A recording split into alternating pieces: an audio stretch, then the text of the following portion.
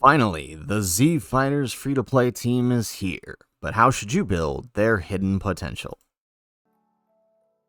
How's it, everybody? Celtic Link here. We're back for another Dokkan battle video. In today's video, we are going to be talking about the Z Fighters Saiyan Saga free-to-play team. This is a whole host of characters that was released with update 5.23, where they updated the Greatest Warrior Speak intermission. So this is mostly for those of you out here who are, just now picking up all these characters, or you're new to the game and you're trying to get a good feel for how you should build hidden potential for various different units, as I believe this team probably does the best in terms of free-to-play teams that are available for teaching you like what types of hidden potential builds are best for which types of characters. So we're going to dive into each character here and go over what may be the most beneficial to them given their passives as a free-to-play unit. So strap in, because this is going to be a bit of a long one. So let's go ahead. Let's start with the one everybody is most concerned about, the version Z Goku, right? This guy was introduced when Dokkan went through his whole version Z update, and everybody was wondering when he was going to get his EZA. Well, it is here now with the global sync, and he's actually probably one of the best EZA free-to-play units we've had in a very long time. So let's take a look at what we're doing here and try to figure out what his passive should be. So understanding his passive here, he has key to attack and defense 159%. He gets an additional 59% when performing a super attack.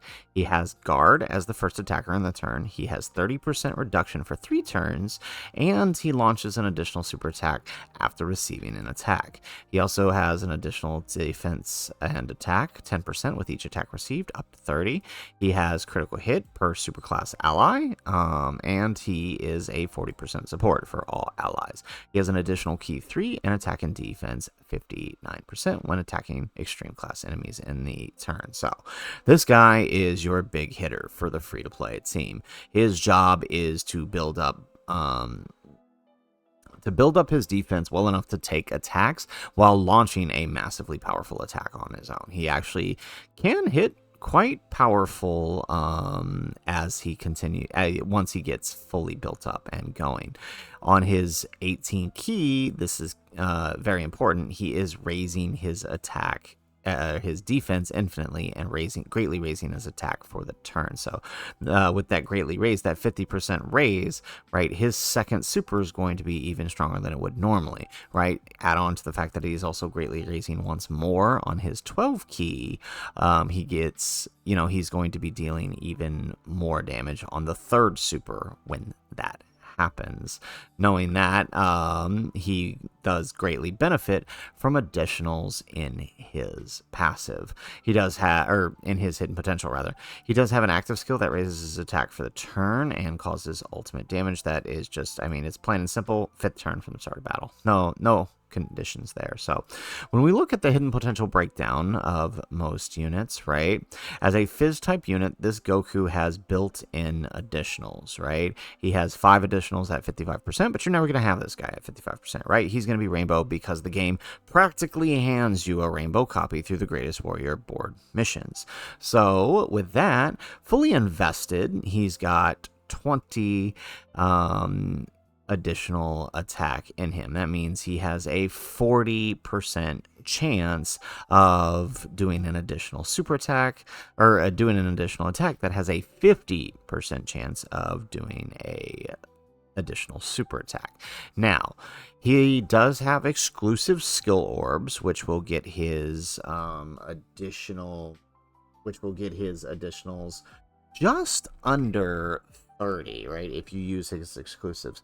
But of course, if you have better equips to give him level 5s, that's always a plus. But you don't always want to be using your level 5s on free-to-play units. So there's nothing wrong with just using his standard equips. They'll give him, roughly 28 additionals, which is going to be more than enough. That's close. That's over 50% chance to do an additional attack. So really, really nice there. Now, that is probably the best way to build him, right? As a free-to-play unit who actually can exist outside of this free-to-play team. This isn't necessarily true for the other free-to-play units that we're going to talk about here. You do want him to be launching those additional super attacks. His 18 key will allow him to kind of will be what allows him to stack and continue the defense raise for the turn, but the 2 additional greatly raises for the turn is going to help him be more survivable as this is getting built up for those first couple of turns, right? He can easily crack 1.5 to 1.6 million by turn 5 to 6 if allowed to build up on a proper team. So I would definitely say that additionals is the way to go. He does not need critical hit, given that you're most likely running this guy on a superclass team, which means he will have, with a full superclass team, he will have 59% critical hit. That's more than enough critical hit. So I would actually go secondary dodge, and you could even go full dodge for this. So 2 ways to go with this one. I personally would say full additionals, giving him a near 50% chance to do an additional super. But your other option is to go full evasion. Now understand that as a Fizz type unit, the best he's going to get is 15, which means if you want more, you're going to have to lean into your level 5 dodges for your skill orbs, which will put him at 25, which is only a 25% chance to evade. So a quarter of the time you're going to be evading. It will work on this character, especially because he's not stacking on his 12 key. If he was stacking on his 12 key, it would be guaranteed full additionals, but because the stacking only occurs on the 18 key, it's more personal preference whether or not you want that extra 12 key super, or if you would prefer to take your chances with the evasion, right? So either one of those builds will work good for the version Z Goku. Now let's move on to the next unit in here. The next, these aren't necessarily in order, but I will say the Gohan and Piccolo is probably the second best unit of the team. They are quite wild, right? They are raising their attack and defense infinitely and have a guaranteed seal on their super attack. On their passive, they are key 2. They have 30% per Saiyan Saga or Earthbred fighters on their on the team. They have an additional 150% when performing a super attack. They have a 30% chance to crit. They have an additional 50% attack and defense and have a guaranteed additional they have an additional attack with a 70% chance of becoming a super attack as long as you are on a full superclass team. And they have damage reduction 20% when there's an ally who includes Goku on the team. So as a stacking unit, of course, that does mean even with that 20% reduction, turn 1 to turn, especially as a free-to-play unit, turn 1 to turn 3 is going to be probably pretty rough for them. But beyond that, once you factor in the 20% damage reduction, they can actually turn into a pretty viable defensive option once they start stacking. So general rules apply, and this is what I'm talking about, how the team is kind of designed to teach you what is best. These guys are the very nature and definition of a stacking unit. So as a stacking unit, you almost always want to go, right? As a full stacking unit, you almost always want to go full additional attack, right? Now, as an AGL type, built-in additionals just like the Fizz types, so possibility of getting all the way up to a 50% chance of doing an additional super attack. So definitely want to lean into this, because with that, right, 20% raise every turn for each super attack. That means with 3 possibility supers, because they do have 1 built in, you're raising 60% attack and defense every single turn. That's not including any extra support that may be on the team, which of course on the free-to-play team, there is going to be support. Add on to the fact that you might be running a friend lead for the STR Gohan and Piccolo if you're running like the Saiyan Saga team. they are going to have even more support, making them even more defensively viable after a couple of turns. So you definitely want to lean into additionals for these guys. They only have a 30% chance to crit, so I would say their sub should be either crit to take advantage or evasion. I'm less likely to go evasion on these guys than Goku, and in favor of the critical hit, simply due to the fact that because they are stacking attack, right? Eventually, they're going to get some pretty good attack numbers, and because they don't have effective against all types, critical hit might be necessary to actually deal damage once those numbers get up there. There's no worse feeling than stacking your attack up and not being able to deal damage because you can't crit through the enemy's defense. So just something to consider. But again, this is what I mean about the game building these units to lean towards their best potential. They are stacking. General rule for stackers is always going to be additional or the hidden potential. So that is the Gohan and Piccolo. Up next, we have the Int Krillin. The Int Krillin has attack and defense 150%. He has a high chance of evading enemies' attack. He has an additional attack and defense 150% when performing his super attack. He gives allies 30% for Saiyan Saga. He gets an additional key 2 and attack and defense 50% and chance of evading enemies' attack 20% when target enemy is attack down or defense down status. He also gives all allies key 1 and attack and defense 30% and chance for a critical hit when there's an ally who includes Gohan on the team. So 30% for Saiyan Saga allies, and then another extra 30%, so possibility of 60% as long as you have a Gohan on the team. Of course, right? That's for the full saga. Saiyan Saga gets the 60%. All other allies will just be getting the 30%. So, on his super attack, he is greatly raising attack and defense. He is greatly lowering an enemy attack and defense with a 50% chance of stunning. So this one is a bit of an odd one, right? He does have a built-in 50% chance to evade, and then an additional 20% when the enemy is in attack down or defense down status. And of course, thanks to that, right, passive, he has a chance of lowering the enemy's attack, increasing that chance to dodge. So that means he could possibly have up to 70% chance to dodge. So this guy is this guy you're typically going to be using as a floating tech or support unit, right? He's not typically going to be remaining on rotation for long. His function is to show up, lower the enemy attack, dodge, and get the heck out of there, right? He's not going to be one of your main rotation units. So as such, again, what I'm talking about, passives leading themselves to what is best in them hidden potential, he as a dodge unit is actually going to benefit most from more evasion, because his while his attack and defense is good, he's not really going to be doing too much damage. He can, if you kind of play around him, he can deal some damage, but that's not his main role on this new team. So I would say full dodge in this case, giving him an extra possibility of a 25% if you invest the skill orbs. If not, you're around 20, which is still a 20%. That's still going to be pretty good extra dodge considering he's already got. And then I would actually lead into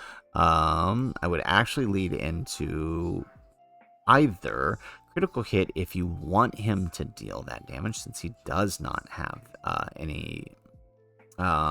since he only got a 10% chance of dealing a critical hit for him and his allies, or you can go additional attack to increase the amount of attack lowering and defense lowering that he's doing. A lot of major bosses in the current meta, and I imagine in the metas moving forward, can be attack and defense lowered. Having a character that can do that multiple times and then just dodge to avoid any possible danger situations is incredibly valuable. So it's really in where you see value. Me personally, I would forgo the crits and focus on dodge and then getting the additional supers for the attack and defense lowers. There are other units on the team designed to deal damage. Krillin, not necessarily one of them. So that is my belief for Krillin. Let's move on to STR Yamcha. So Yamcha is raising his attack and defense for the turn. He has key 1 and attack and defense 180% when attacking. He launches an additional attack that has a 70% chance of becoming a super attack, and he launches an additional super attack as the second or third attacker in a turn. He reduces damage received by 70% within the same turn once only, and performs a critical hit when HP is 70% or less, or 50% or less. So Yamcha is one of the big damage dealers, although he can be a bit risky because while he is greatly raising attack and defense, his max attack and his max defense can be a bit of a bother. So given that, and that he has no built-in critical hit, and his function for the team, you know, kind of indicated by the very simple passive, is just to help the team deal damage. So as a damage dealer and as an STR unit, he has natural crit as an STR unit, meaning if you fully invest critical hit, he's going to end up with a 40%. Add on to that his exclusive orbs, which will get him near 28. 30 if you invest the 30 if you invest level 5 orbs if you've got them, making it a 60% chance of dealing a critical hit. I would definitely go that way for Yamcha, as again, that's kind of what you want him to do.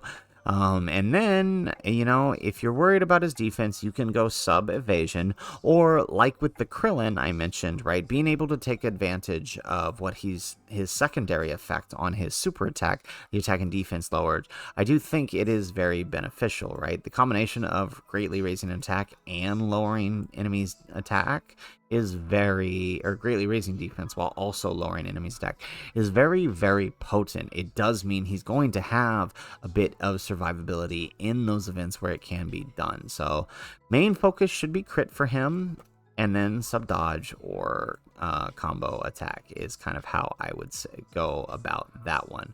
So that leaves Chiaotzu up next. Chiaotzu is greatly raising his attack and defense for one turn with a high chance of stunning the enemy. On his passive, he has attack and defense 140%. He has an additional 140% when performing a super attack. He has a great chance of evading enemies' attack, including super attack, as the second or as the third attacker in the turn. He randomly changes key spheres of a certain type to fizz key spheres, and randomly changes key spheres of a certain type to rainbow key spheres. He gives all allies attack and defense 40% when there's another bond of friendship ally attacking in the same turn, which is pretty much everybody on the team. So, knowing that, I mean, this guy is the definition of floating support unit. He's not dealing damage. He is not doing anything but dodging and providing 40% attack and defense to Bond of Friendship. So, knowing that his main function is dodge and support, lean into the dodge on this one, right? Full evasion, give him that extra chance just to kind of help him out, because defensively he is not there. Even with an additional attack, he can get tagged by a lot of the normals, and, you know, of course, a super would be absolutely detrimental to him. So since he is not really going to be dealing damage, nor is his defense the best, evasion is the way to go with this one. Once again, their kits, it kind of lead them into what is best for them, right? The team is designed to teach you the ins and outs of the games, as you guys can see.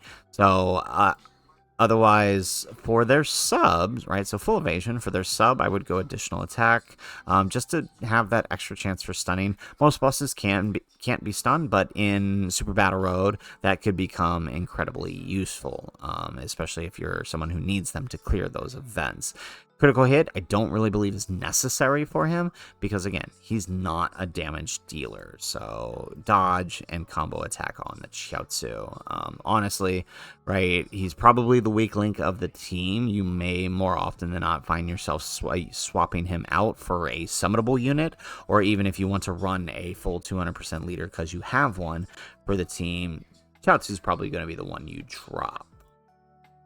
And that leaves us with the GOAT himself, Tien. Tien's passive is very simple, but it is oh so powerful, right? He is greatly raising his defense infinitely, so he is infinitely stacking, and greatly raising attack for 1 turn. His passive is attack and defense 150%. He has an additional attack 200% and defense 100% when performing a super attack. He has an additional attack 100% and performs a critical hit when there's another bond of friendship ally attacking in the same turn. He has an additional 30% and reduces damage received by 7% for the Rainbow Key Spheres. So Tien is one of those characters that can do it all. He is both defensive, although it does take him some time to build up, right? But the added damage reduction per Rainbow Key Sphere does really help. And he is also a damage dealer due to that 200% buff to attack that he's getting and the additional 30% per Rainbow Key Sphere that he's getting, right? So that's an extra, right, possibility 40, right? You can get up to usually 4 Rainbow Key Spheres, so, right? That's an additional attack 120% if he does get it. So, again, he is your damage dealer and a defensive wall, right? He's meant to do both, right? So again, notice what he's lacking. He has guaranteed hits, but as what should be a stacking unit, he doesn't have additional attacks. So you will want to lean into the additionals. He's going to stack slower than the Gohan and Piccolo, but the exchange is he does have that damage reduction, right? So as a tech type unit, the best he's going to get is 15, which means you get a 30% chance. So for him, his regular orbs, right, his exclusive orbs will net him over 20, which will get you a 40% chance of dealing an additional attack. But I would definitely, if you have the level 5s you can spare, whether it's for whatever the exclusive category, I would definitely lean into the level 5s for the combos if you got them to get him up to that 25, so you have at least a 50% chance of dealing a different one. He does not need critical hit, so I don't think you should go with that one, right? It's absolutely useless on him. And then, of course, sub evasion for the rest. He doesn't need the critical hits. So I don't think full dodge works on him because, again, he has no built-in additionals as a stacking unit. So you do want to lean into the combo attack there. So that's all of the characters. So once again, just to recap, right, version Z Goku, you want to lean into the additionals with sub crit or evasion. For these guys, again, additionals, sub crit or evasion. For Krillin, evasion and additionals. For Yamcha, critical hits and additionals or evasion. That one's up to you. Chiaotzu, full dodge, right? Pretty obvious on that one. And then the Tien, additionals and evasion, right? As I mentioned several times throughout this, the team is built as a beginner's team. It is meant to teach you the different functions of each unit as I do their showcase. If you guys are coming here from the showcase, you will have noticed how each member of the team is designed to function a certain role. They fill, right, it's designed to teach you the basics of team building and different roles that units serve within a team. Everybody sort of contributing to the overall goal, and their hidden potentials doing the same thing. So guys, that is it for the video. If you like the video, make sure you hit that like button and subscribe to the channel if you have not already. And in the comments down below, let us know what hidden potential build did you go with for the Z fighters. Hidden potential is one of those things that while there may always be a best recommendation, a lot of the times it comes down to personal preference. So I'm curious to see how you guys ended up building your version Z Saga team. Let us know in the comments down below. Otherwise, guys, as always, thanks for watching and aloha.